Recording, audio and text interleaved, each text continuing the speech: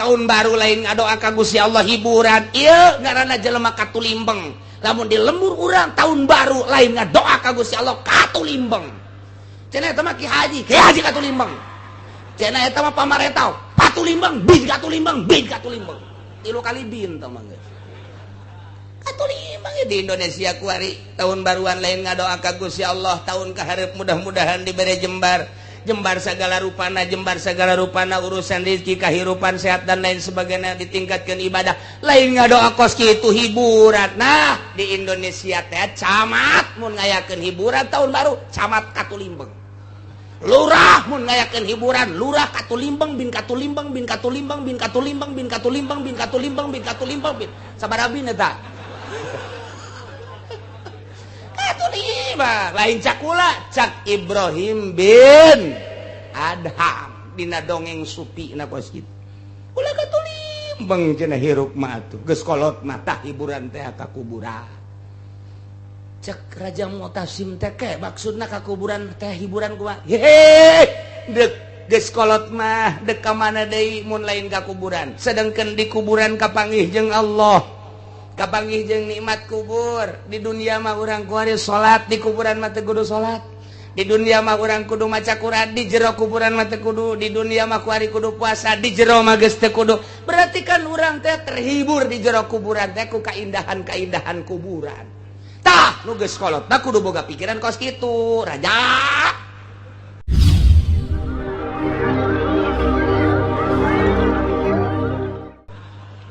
nah iya kan jelema kapahung jelema teh ieu teh katulimbeng lamun geus aya nu nuduhkeun embung dituduhkeun katulimbeng berarti kuari katulimbeng baheula katulimbeng kuari ge katulimbeng geus puguh aya kiai nu nuduhkeun nyana-nyana kiai-kiai katulimbeng teh jelema teh katulimbeng teh jelema teh ulah ngridit ulah ngridit wae set ngridit mah kuari mah katulimbeng teh jelema ulah ada deposito sia teh mah aya anakan jati baheula ge duit mah tilok anakan nu anakan mah bebek sia kunaon teh yalah nu sarang esek kuari usaha mah katulimbeng teh manu kos kitu ngaranna ulah mabok atuh haram mabok we katulimbeng teh jelema geus aya pituduh tapi tetep bae nyana mung ngadengikeun pituduh mung nuturkeun pituduh ulah zina atuh tapi zina we katulimbeng hei para penguasa ulah datang ke teu jujur jeung ade si jujur atuh sia tanggung jawab sia amanah sia tadi pundak sia mun sia modar keur kos kitu asana di akhirat dikabekeun di neraka sing ade sia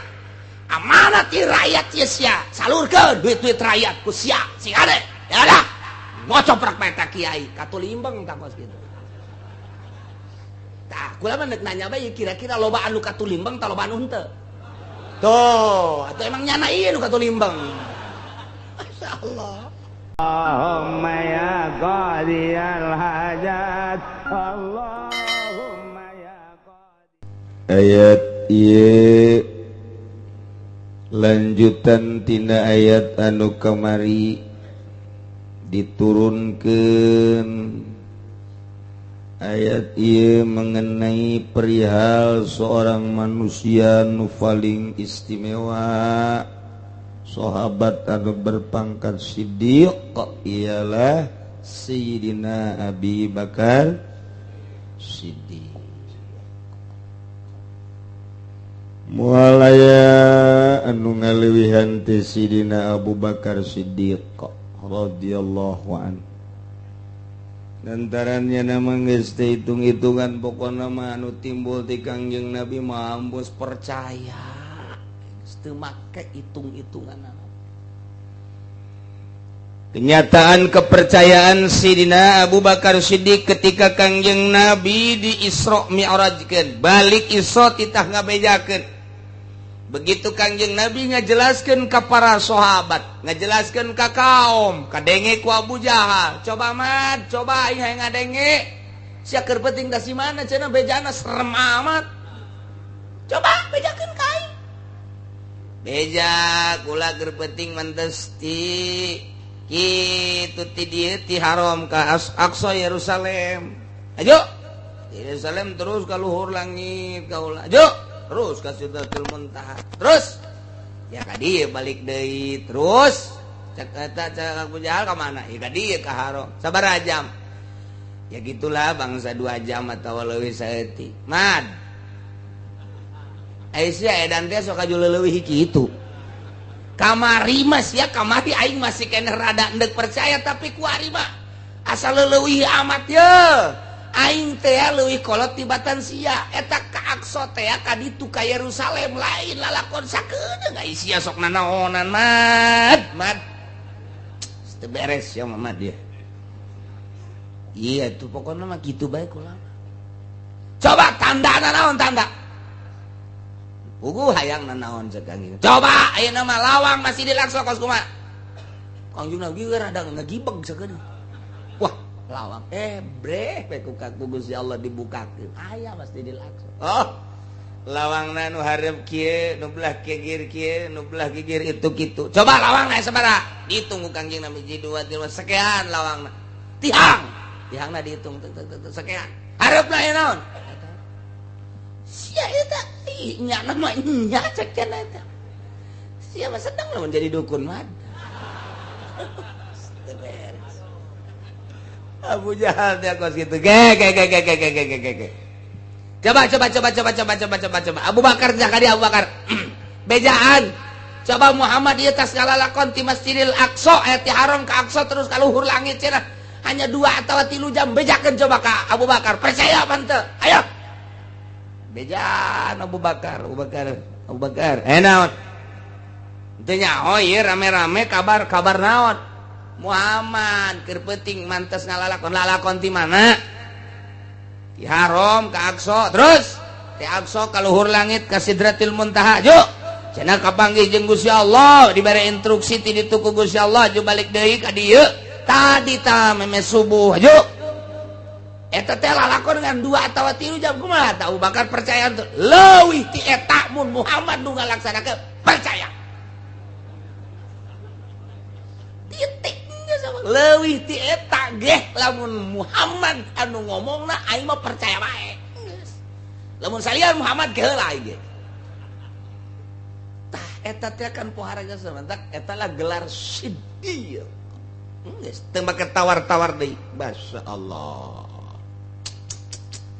Urang mah kuari magi geus contoh Abu Bakar, contoh Sina Umar, contoh Sina Utsman, contoh Sidina Ali, contoh para wali, ulama dek pengen ngomongkeun hukum masih ngagigeg keneh bae. Geus loba contoh-contoh. Dongeng Kangjeng Nabi urang tetep masih ngagigeg keneh bae. Masih hayang keneh bae. Dikurangan teh hayang keneh bae. Mun kieu mah nyatanya bener tah teh sia teh kredit bisa diharamkeun nya.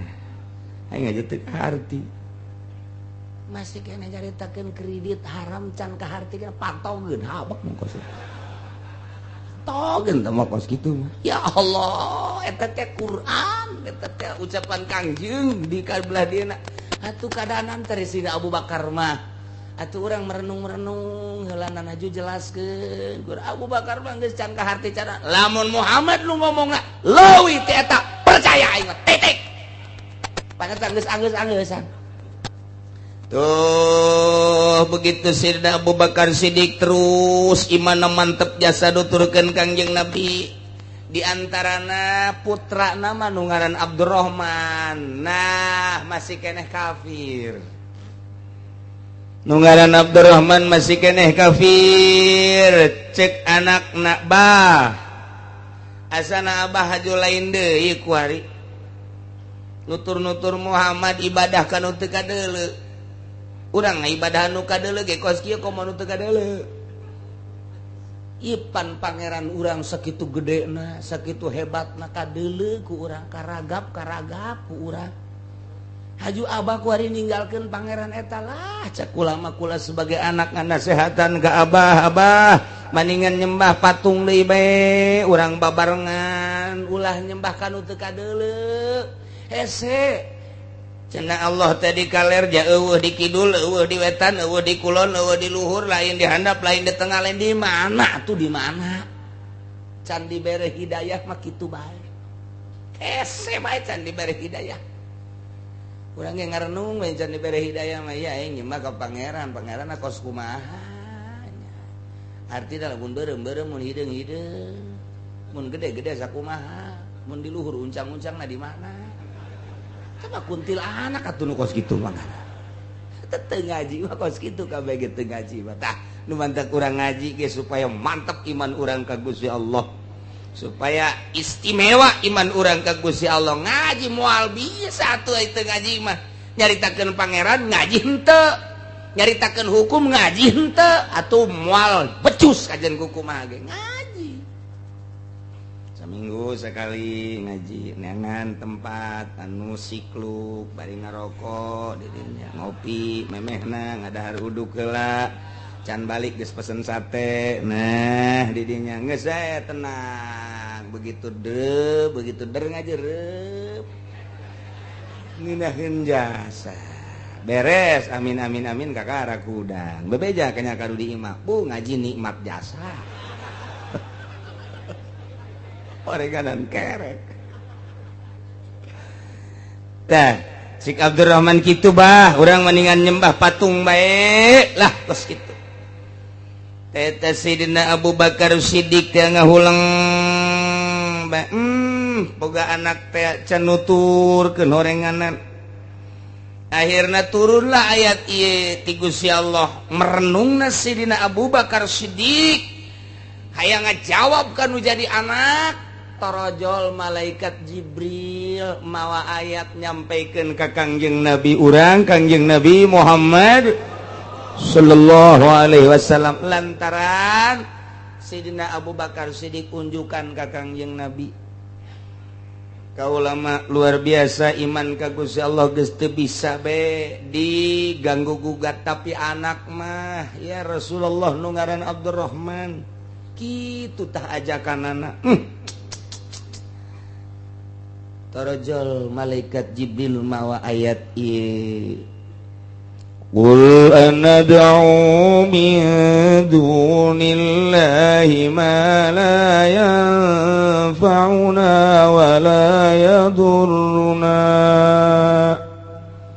bejakeun ku anjeun Muhammad anad'u apakah kami kabehan ngaibadahan kitu kasalian Allah kana pangeran yakni patung nu teu ngamangpaatkeun jika diibadahan teu ngamadaratkeun jika ditinggalkeun diibadahan teu ngamangpaatkeun diantepkeun teu ngamadaratkeun maknya kudu ngaibadahan patung anu model kitu sipatanana boro-boro jang ngarizkian batur boro-boro jang nyalametkeun batur pugunyana huluna ku urang didedet-dedet ge jang moal kukumaha patung diome ku urang patung ku urang dikukumahakeun ieu sapira patung atuh la iyalah mala yang fauna wala yadurruna diibadahan sakitu teh diibadahan sakitu mangpaatna madaratna diibadahan sugan ngamangpaatkeun diantepkeun sugan ngamadatkeun tuh teu sapira batu bejakeun coba Muhammad Qul ucapkeun ku anjeun Muhammad anad'u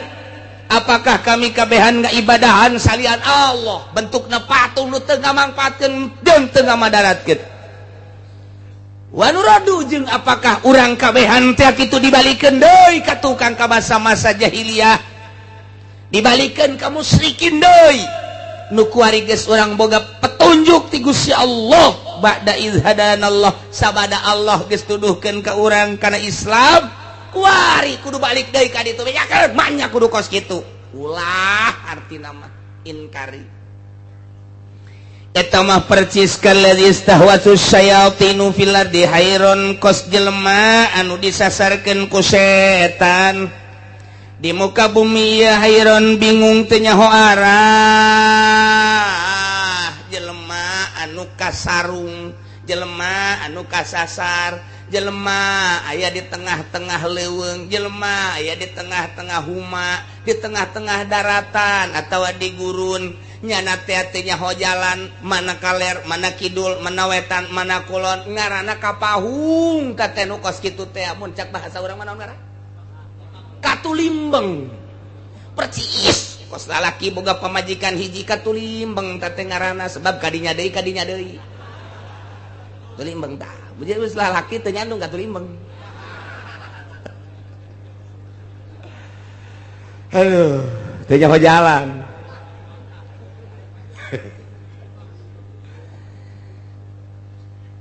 cokolot baheula lamun urang katulimbeng di tengah-tengah leuweung atau di tengah-tengah daratan cekel kanjut.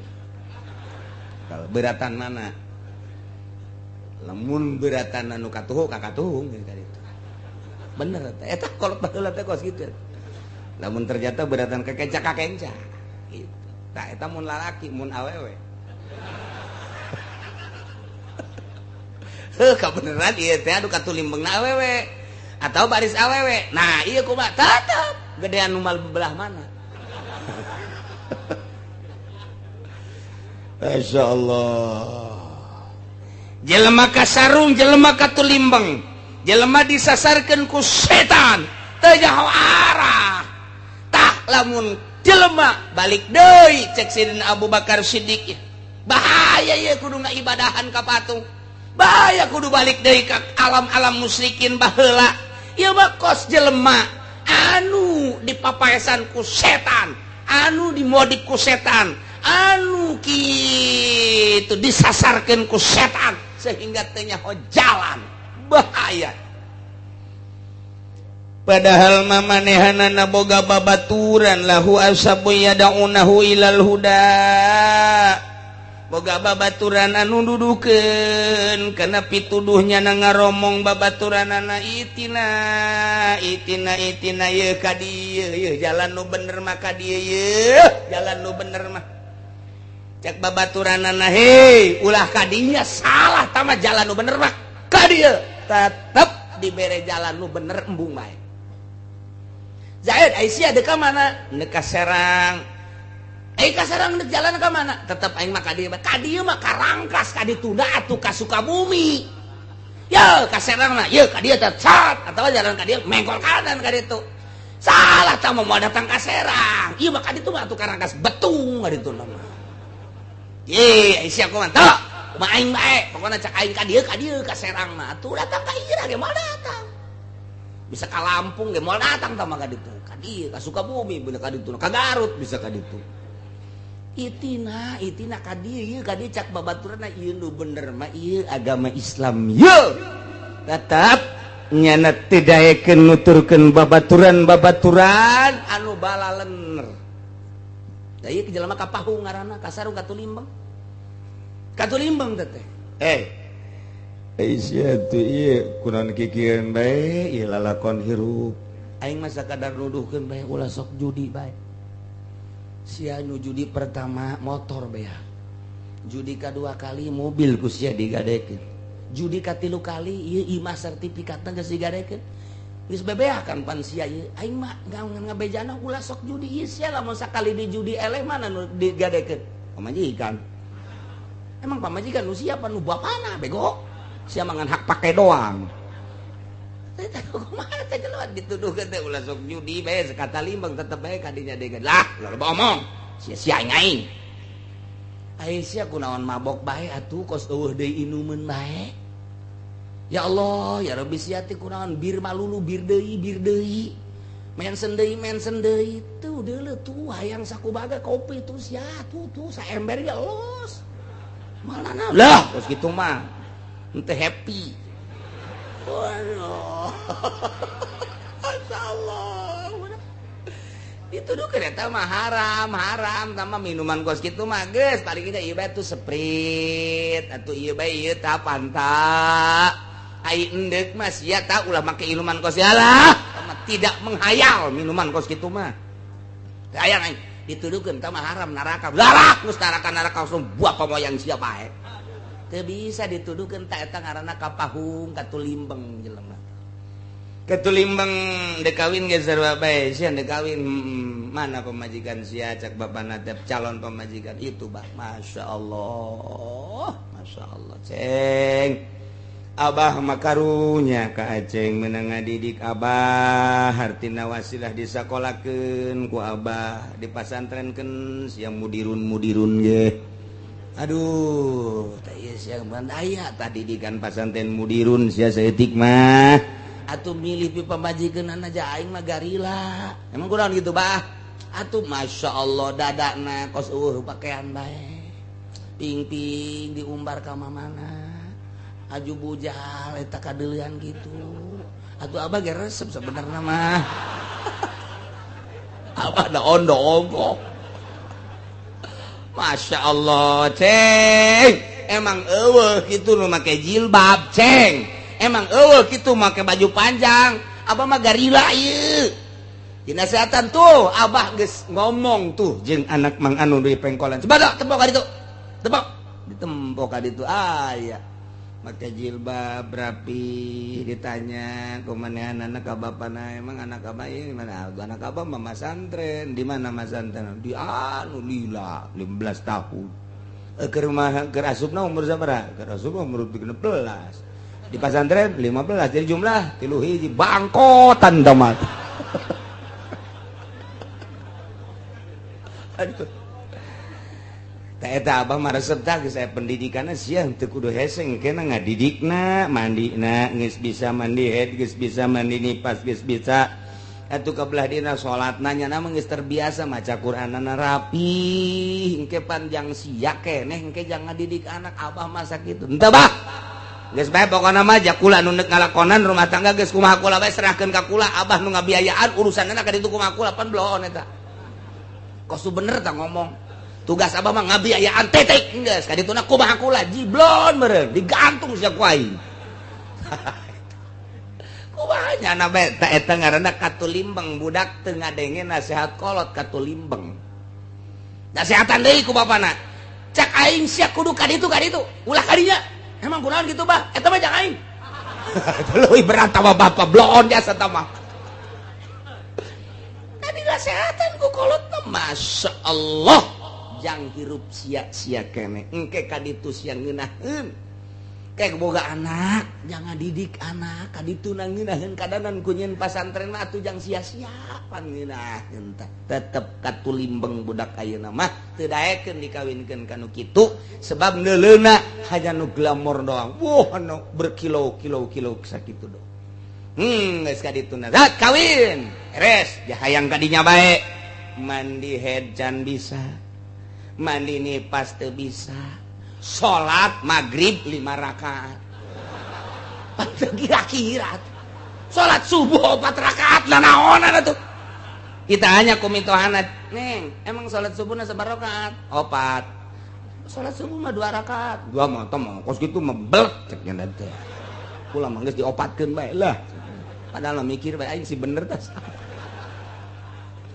kan hese tah salat bae ge can bisa didikan makaning pamajikan mah hese dididikna ku pekes mana aya salaki bisa ngadidik salat ka pamajikan moal aya pang hese-hesena ngadidik pamajikan hese bikin ka batur bae geus hese ngadidik pamajikan mah lamun pamajikan didik ku salakina dijebian bae lain kitu lain kitu ngalojokeun tah mah kos kitu mah jadi salaki mah ngadidik pamajikan bener ge geus salah bae hese bae kajen kuku mah ge pang hese-hesena murid da pamajikan. Eta ning bikin bae ka batur ajak ngaji bae habek lah hese-hese teh kadenge ku sia. Kadenge. Tuh. Bahasa lakina hayang nyandung. Pas ngaji kiai ngabahas nyandung. Datang ka imah kadenge teh ku sia. Dah, sekongkol tah mah kajen kuku mah ge. Pajar persekongkolan.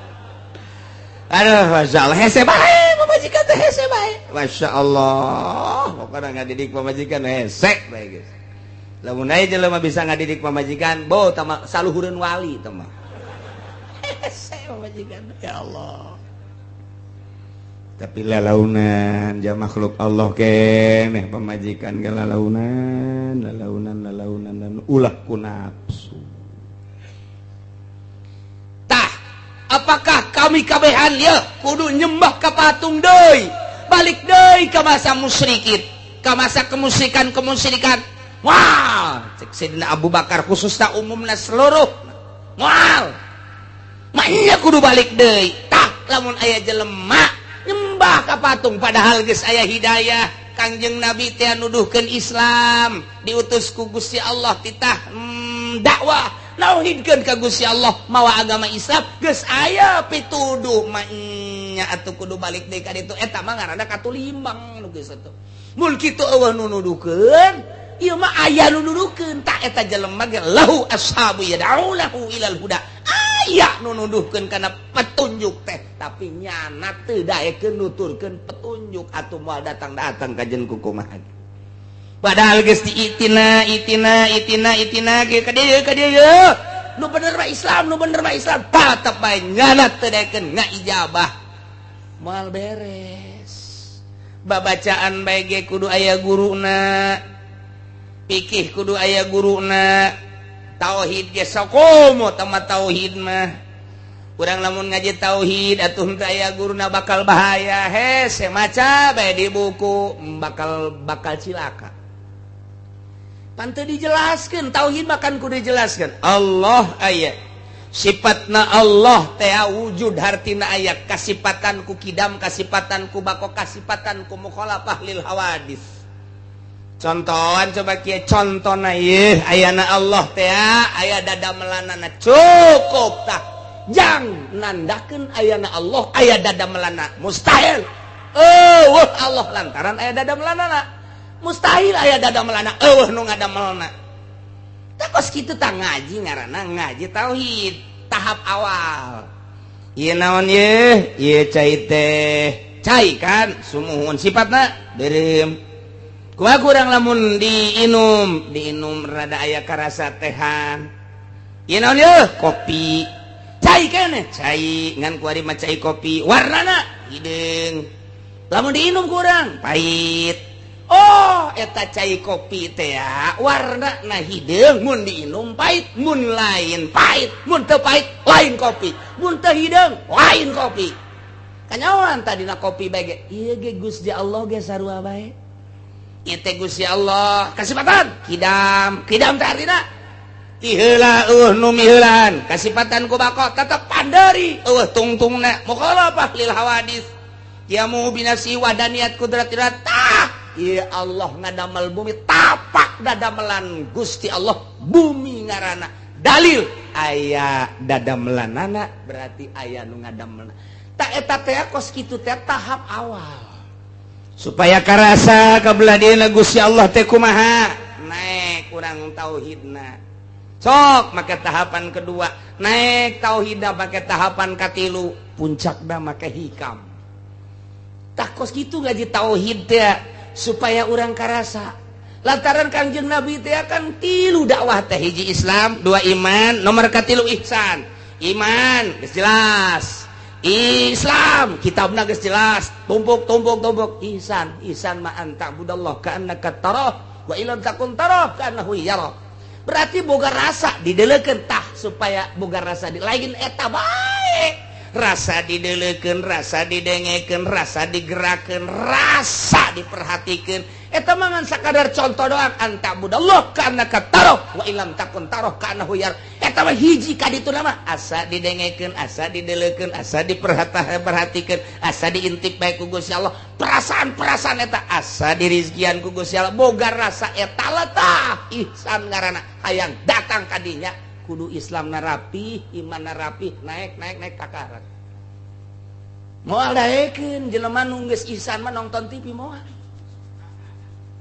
daekeun nya kieu bae nu boga rasa Allah nalekeun aing ye Allah nalekeun aing bu aing didalekeun ku Allah aju aing didalekeun ku Allah keur nonton TV cak Allah pan teu bagus tah nonton TV berarti aing dibendu ku Gusti Allah atuh aya kitu mah aing meureun suruh neraka lah kajenna keuna jadi suruh neraka lah laon pan eta moal daek lamun jelema geus boga rasa didelekeun didengekeun diperhatikeun ta eta teh luhur berarti isin ka Gusti Allah sieun ka Gusti Allah harapanana sieun jeung isina beuki tinggi sabodo aing mah dibendu ku makhluk masa pira makhluk nu penting ulah dibendu ku Gusti Allah dipuji ku jelema mah lah kuari muji sore mah kadang-kadang ngabenduan teu aing mah hiji we Allah tah eta ngomong teh babari hayang datang ka dinya make tahapan gua tahapan aya nu nuduhkeun ceng ye wudu nu bagus mah kieu pikir ngaranna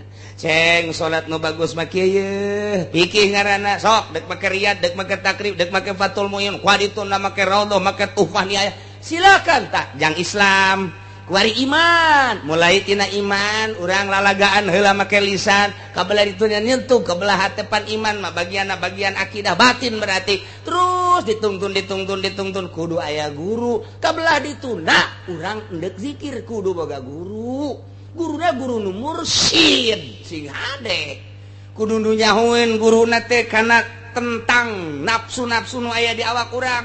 Abeh engke nafsu tah ieu nafsuna piceun tah ieu ayakeun sah lain sakadar zikir tah zikir nama jababari atuh asal derengdeng zikir cauna gede panjang cauna saeutik pendek jelema susah zikirna 10 bae dinu sugih loba zikirna pendelon eta kos kitu nah lain zikir kos kituna tetapi ieu melakeun zikir di hiji jelema supaya mantep zikir teh supaya jadi zikir teh hartina jadi teh kumaha jadi tetengger engkena mun haram bae halal bae wajib bae kudu kumaha teh melakeun zikir teh supaya ulah resep kana dunia aya zikiran bae di jero hate ieu mah pan zikir teh jang neangan dunia gelar zikir nasional, gelar zikir berjamaah. Maksudnya supaya dunia, supaya penghormatan, supaya zikir hiji Allah, lobaan Allah, sorangan Allah. Supaya datang kadinya entak budak ka'annaka taroh wa illam takun taroh ka'annahu yarah. Supaya datang kadinya kudu boga guru. Daya nunuduhkeun nah ieu jelema kapahung jelema teh ieu teh katulimbang lamun geus aya nunuduhkeun embung dituduhkeun katulimbang berarti kuari katulimbang baheula katulimbang kuari ge katulimbang geus puguh aya kiai nunuduhkeun nyana kiai katulimbang teh jelema teh katulimbang teh jelema teh ulah ngridit ulah ngridit wae set ngridit mah kuari mah katulimbang teh jelema kos ulah ada deposito sia teh mah aya anakan jati baheula ge duit mah tilok anakan nu anakan mah bebek sia kurang teh alah nu sararese kuari usaha mah katulimbeng teh nu kos kitu ngaranna ulah mabok atuh haram mabok we katulimbeng teh geus aya pituduh tapi tetep bae nyana mung ngadengikeun pituduh mung nuturkeun pituduh ulah zina atuh tapi zina we katulimbeng hei para penguasa ulah datang ke jujur jeung ada si jujur atuh sia tanggung jawab sia amanah sia tadi pundak sia mun sia modal keur kos kitu asana di akhirat dikarabekeun di neraka sing ade sia amanah ti rakyat sia salurkeun duit-duit rakyat ku sia sing ade ya dah ngocoprak bae ta kiai katulimbeng ta kos kitu tah kula mah nanya bae kira-kira loba anu katulimbeng tah loba anu henteu tuh atuh emang nyana ieu nu katulimbeng Allah. Pas ke tahun baruan Raja Mutasim ngainstruksikeun ka askari teh abri polisi. Abri. Ada beberapa titik di negara kita yang sedang mengadakan hiburan. 1 titiknya belah sana, 2 sana, 3 sana. Dengan demikian kerahkan semua prajurit supaya amankan di berbagai titik-titik hiburan. Silakan laksanakan. Siap dan Panglima mengatur strategi ke anak buahna supaya di sana sekian personil, sana sekian personil, sana sekian personil. Hati-hati caranya, tak diberi untuk mengamankan negara. Berangkat. Panglima ngontrol. Dan Panglima mah teu nyahoeun Medan. Atuh teh nyahoeun Panglima mah di mana Pasar Kemis teh nyahoeun, di mana Cikupa teh nyahoeun, ya Panglima mah di ditu bae di luhur. Tah mah biasa bae bangsa Kurawa. Prajurit dihandap, bos disebar supaya ulah uruhara.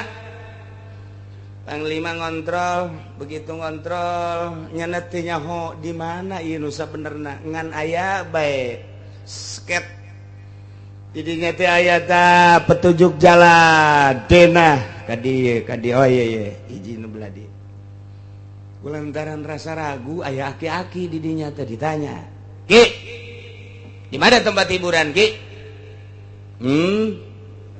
tempat hiburan di mana ya Ki ieu kan tahun baruan Ki tempat hiburan mata pengkolan didinya ayah imah aki belah harapna didinya ayah ngeplak eta tempat hiburan didinya ya terima kasih Ki ya begitu sesuai jeung petuduh aki-aki pengkolan ayah imahnya na kaditu bener aya nu ngeplak sial kuburan ieu mah cak panglima aing deuk datang deui ka si aki ngalojokeun aing teh nyaho aing panglima meureunana datang deui ka dinya Ki bulan tempat hiburan di mana kan tadi geus dituduhkeun cak anak penggolan di dieu imah eta imah aki aya jalan ka belah dituna nu ngeplak eta tempat hiburan tambah kuburan Ki eta tempat hiburan masa kuburan caknya etalah tempat hiburan nu paling indah nikmat lamun geus ka kuburan sangkilang di luhurna geus jimat komo ka handap ngaco si Aki manya kuburan tempat hiburan sakali deui Ki kula ieu adalah panglima keur ngatur strategi untuk keamanan geus dibagi sekian personil. Nah, kula ieu teu nyaho ye, jejak arahna ye ka mana ye? Tempat hiburan cabat Ki di daerah dia. Eta tempat hiburan. Ulah macam-macam Ki kayak ditampilin. Kugu eta baplok. Alhamdulillah cak si Aki. Kayak makarak ditampilin alhamdulillah cak panglima. Kuat amat nih bujelma ya, kencak warisnya. Ki, tempat hiburan di mana? Eta di tiga. Tampilin deh kayak joger. Alhamdulillah. Di talian si Aki. Tapi di jero hatena mah ieu sih jelema bener apa lain. Jeung ulama tak lain. Lamun kiai ieu asuh aing bahaya caknya lain. Aya pikiran mah kos kitu aya. Polisi abri ka kiai mah aya bae sanajan galak ya tetep bae aya. Sebab dianggapna kiai mah deket ke Allah kecuali Kiai Golkar. Kalian gunyana diseret dibawa ke istana. Laporan Tuan Raja. Ya. Eta sa aki-aki. Jaga kena hudang. Begitu hudang, raja langsung nangkep. Wah. Cak panglima aing ya bahaya ieu. Cium tangan raja. Oh, kiai. Wah, bener baik. Silakan. Cek Tuan Raja, buka. Tuh, bener. Asana nasi baik mah ieu mah geus. Diturunkeun ka jero. Dibuka. Dihormat ku Tuan Raja. Didieukeunana di tempat tamu. Anu istimewa tempat tamu naon gitu penggede nyana di luar kieu nasib asana aing mah kumaha meureun aduh tapi pan aing mah nu jelas mandek laporan bae ke Tuan Raja dan ge mangga Tuan Raja nyaho teh ieu henteu ieu Kiai Ibrahim bin Adham Kiai di negara urang teh ieu. Dek nanya naon anjeun ka dieu? Urusan Islam, urusan iman, urusan ihsan ieu kiaina. Kunaon kumaha dina? Coba ka dieu laporan, kunaon mantak dina? Nyana ngahinakeun abdi. Kunaon mangahinakeun anak? Abdi pan ditugaskeun ku raja titah ngatur strategi keamanan ku abdi entos disebar beberapa personil ke berbagai tempat-tempat hiburan supaya aman. Ayo. Kula kebeneran kontrol teh nyaho di daerah eta teh di mana tempat hiburan ngaranna ge pan abdi mah di luhur bae keur ngontrol anak buah. Nanya ka aki ieu tempat hiburan di mana dituduhkeun ku nyana kuburan. Bener Kiai? Nuduhkeun kuburan bener. Pan atuh Kiai bisa nuduhkeun tempat hiburan ka kuburan lain tempat hiburan masih. Tuan Raja jeung Panglima ku bodo-bodo teuing. Tuh Kiai mah kos kitu tah. Raja tinggal raja di bodo-bodo. Atuh bongan nyana nanyakeun anak ka kula. Sedangkeun kula mah pan umur teh geus kolot. Hiburan jelema geus kolot mah ieu adalah kuburan. lamun aya jelema geus kolot masih luntak-lentok ka tempat hiburan lain kuburan atawa lain jelema jurig kos kitu mah kayak stop acak-acakan ya urusan dia cek Ibrahim bin Adham geus aya nanya hiburan ka budak ngora kanu teu nyaho kaler kidul jelema anu kasarung jelema katulimbang tanyakeun lamun jelema nanya ka jelema nu teu katulimbang pasti nanyakeun tempat hiburan kuburan tah panglima ieu hiburanna geus kudu di kuburan raja hiburanna geus kudu di kuburan nyos ya aduh dan amankeun dan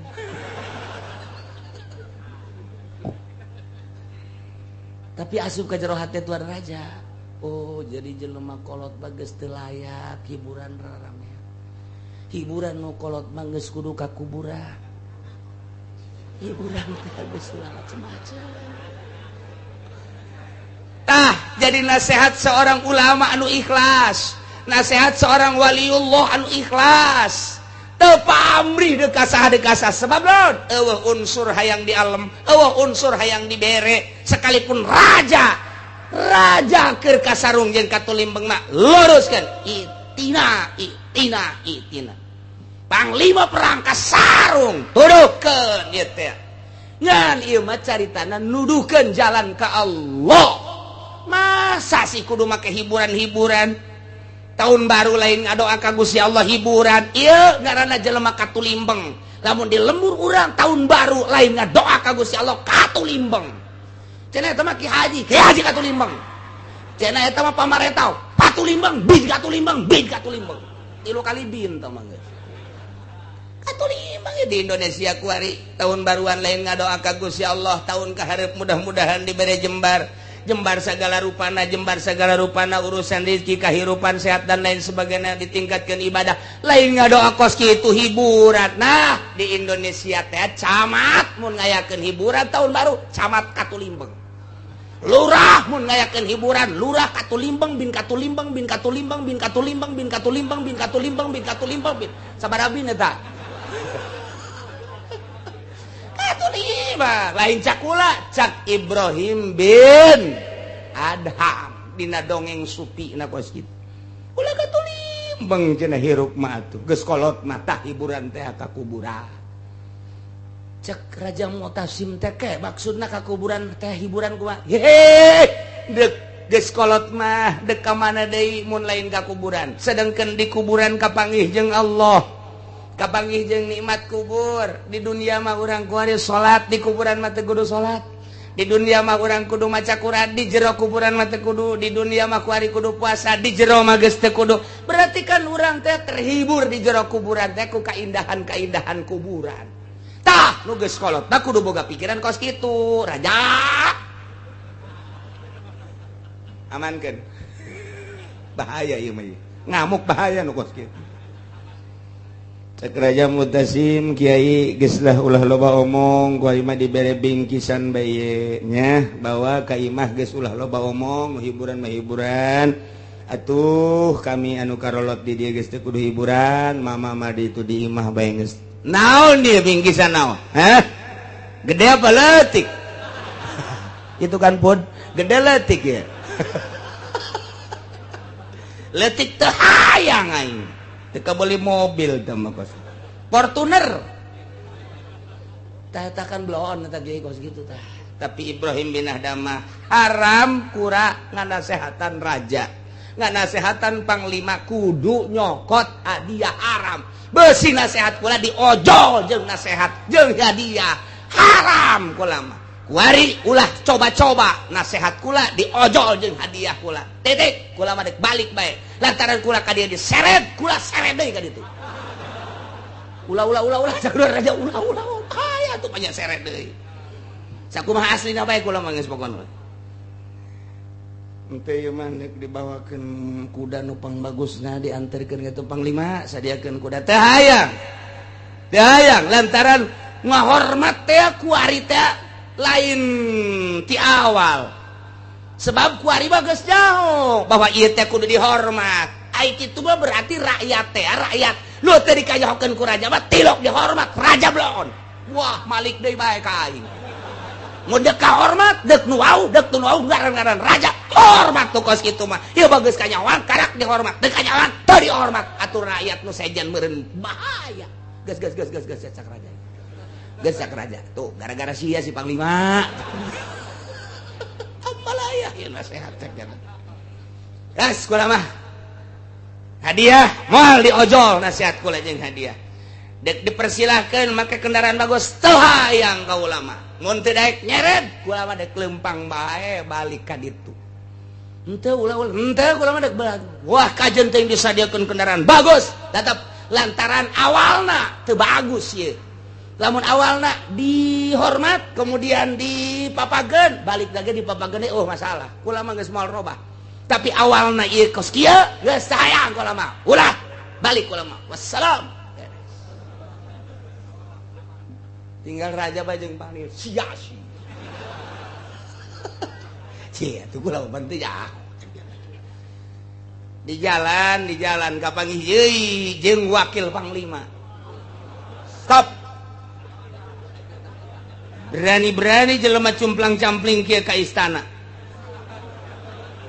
mah teu meunang didatangan ku jelema cumplang-campling kieu kudu make bintang minimal bintang 7 puyang-puyang nya nama cicing saya abdi abid hamba Allah yang ngaranan sa hamba Allah baik sakali deui awas sakali deui awas hiji dua katilu teu ngajawab nu bener lista maja utama sikap teu nyaho ye wakil panglima saya abdi hamba Allah talian deui talian disere deui ka istana lapor ya cek tuan raja abdi mau sakitan saya teu beres si jelema coba udangkeun begitu datang yo kiai deui bae cak panglima sia ka wakil kunaon diseret eta emang kunaon kagak balik ti dieu nang nyeret aing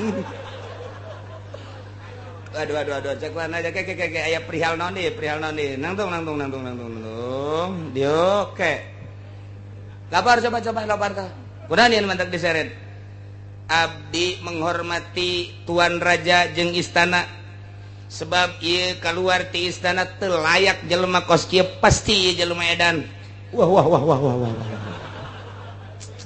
ayo tetep kula untuk mengangkat martabat raja jeung istana demi bangsa jeung negara wah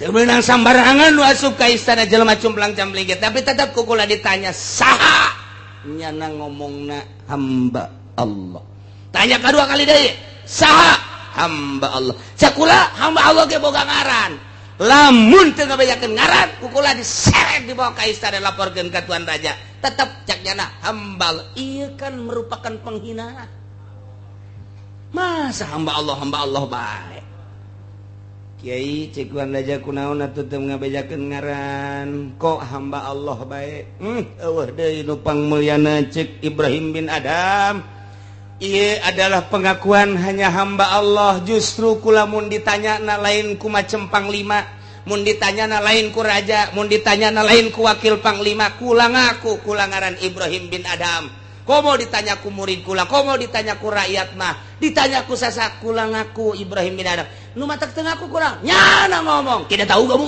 ini wakil panglima sombong amat untuk menghilangkan kesombongan pasti cekula-kula diseret deui ka istana tah titip cek Ibrahim bin Adam raja ulah ngarasa jadi raja panglima ulah ngarasa jadi panglima kakarak jadi wakil RT ya wakilnya anda sombong jasa kamu tidak tahu saya wakil panglima mana etika Islam apa kudu kitu rakyat tadi urusan ngaku panglima rakyat tadi urusan ngaku wakil panglima rakyat tadi urusan ngaku raja dekat kerajaan saha jurig tuh jak raja pan kieu deui bae blabe ieu bae lepaskan deui cek wakil hampura tuan raja emang tadi geus di des di dieu tadi sanu nyeret panglima tuh sia kan silih salahkeun panglima jeung wakil. Geus balik deh, balik Ibrahim bin Adham. Tinggal raja, panglima jeung wakil. Urang kumaha ya geus kieu ye. Urang dinasehatan mun lain dinasehatan teh mah dicarekan ngaranna. Atuh terserah raja cak panglima teh. Berarti urang di mata rakyat teu bagus. Berarti urang di mata rakyat sombong. Berarti urang di mata rakyat ieu aduh takabur, ujub. Nah ya kudu kumaha coba orang perhatikan negara orang, rakyat orang supaya kondusif deui. Yang capek ngadenge kondusif. Di koran kondusif, di TV kondusif. Komo orang Golkar moho negara kita alhamdulillah kondusif. Bau hitut aing mah ngadenge lagi kondusif. Insyaallah. Ayolah gara-gara tahun baru seperti eta instruksi Raja Mutasim. Wahai panglima, wahai para penggawa, tidak terkecuali hentikan semua itu naon hiburan-hiburan, ganti dengan zikir, ganti dengan doa. Tidak terkecuali baik muslim maupun non muslim, sebab negara orang negara Islam. Hentikan hiburan, ganti doa bersama. Kakarak, rakyat luar biasa menyambut instruksi raja. Urang mah ulah jauh presiden heulana atuh bupati-bupati, jangan milih ente pan. Nyaputnya mahal kan eta, nebusna maka sabaraha duit. Coba tuh nasehatan bupati anyar cek urang. Coba kita doa bersama, hiburan hentikan. Tek celi anjing datang gadaikeun. Celi kula mah ulah atuh. Jangan ente kan milih tah nasehatan atuh coba hentikan hiburan. Oh sekupna luhur teuing bupati mah camat bae coba nasehatan. Cak camat kan di negara kita mah demokrasi, silakan semau-maunya aja. Wah berarti camat teu boga rel yang kos kieu. Babok kabeh ku rel nu kos. Coba nasehatan lurahna. Oh lurah deui keur kancolah. Mana atuh untuk mengadu supaya agama lempang ka lurah kos kitu, ka camat kos kitu, ka bupati kos kitu, mesti ka mana atuh ieu agama supaya lempang. Nah gitulah cerita di tahun baru Ibrahim bin Adham katangkap ku Raja Mutasim. Akhirna raja mah luluh lantaran nu nganasehatanana asli embung dibere hadiah. Asli embung dianterkeun dipuja-puja. Istimewa lamun kos kitu dakwah teh. Mun teu diojol jeung pamere, teu diojol jeung hadiah, rapi dakwah teh. Nah ieulah keur carita itina lain eueuh pan sobat urang nu duduhkeun kana bener. Tapi geuninganan teu darekeun kana bener. Oh, urang nasehatna ojol. Lamun nu ngundangna nu sugih nu bebereana gede buleudna. Lamun anu ngundang ka daerah mana ye? Daerah anu mah lain mah kadinya mah keur ieu ge. 200.000 na naonan. Beak tekor atuh aing. Tak mal narima deui. Dakwah naon teh kos kitu teh. Nah, ieulah di negara urang teh bok-brok teh geus ti mimiti pedagang, pemerintah nomor hiji, pedagang, petani bok-brok ka kiai-kiaina bok-brok kabeh.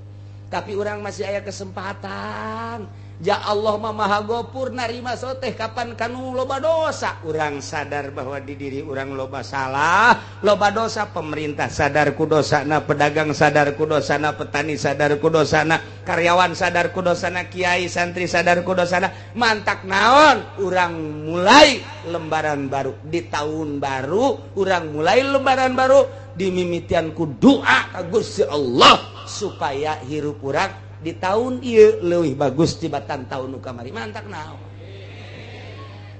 Amin endek moal sia.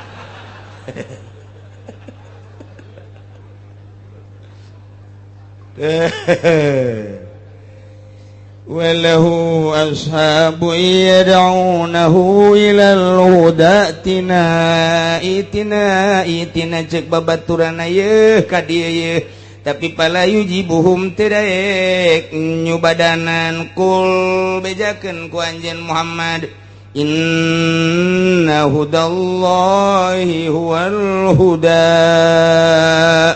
sanyana pituduh Allah yakni agama Islam eta la pituduh anu bener wa madahu dhalalun salian Islam masasar di zaman Kangjeng Nabi urang kuari Kangjeng Nabi Muhammad ieu adalah huda nu asli mah huwal huda adalah agama Islam. Kristen dolal, Yahudi dolal, Protestan dolal, Katolik dolal, Konghucu dolal, selain daripada Islam. Islam mah huwal huda, ialah Islam. Selain Islam dolal, sasar, salah. Urang mah alhamdulillahirabbil alamin wa umirna linuslima lirabbil alamin. Jeung diparentah urang kabehan supaya urang nurut pasrah ka Allah sebagai pangeran alam kabeh. Bisa wa umirna diparentah urang sadaya ay aslimu sing narurut maraneh kabeh salaladar maraneh kabeh pasrah li rabbil alamin. Nomor kahiji nomor kadua wa nakimu supaya akur dimodif linuslima ay aslimu kahiji nomor kadua bi anakimus shalah supaya aranjeun ngalaksanakeun salat wattaku jeung kudu sararieun aranjeun kabeh ka Gusti Allah wa huwallazi ilaihi tusyarun. Gusti Allah teh nu bakal ngumpulkeun ka urang kabehan ke bakal digiring ka mahsyar tempat kumpul dihijikeun maksudna lil hisab rek dihisab.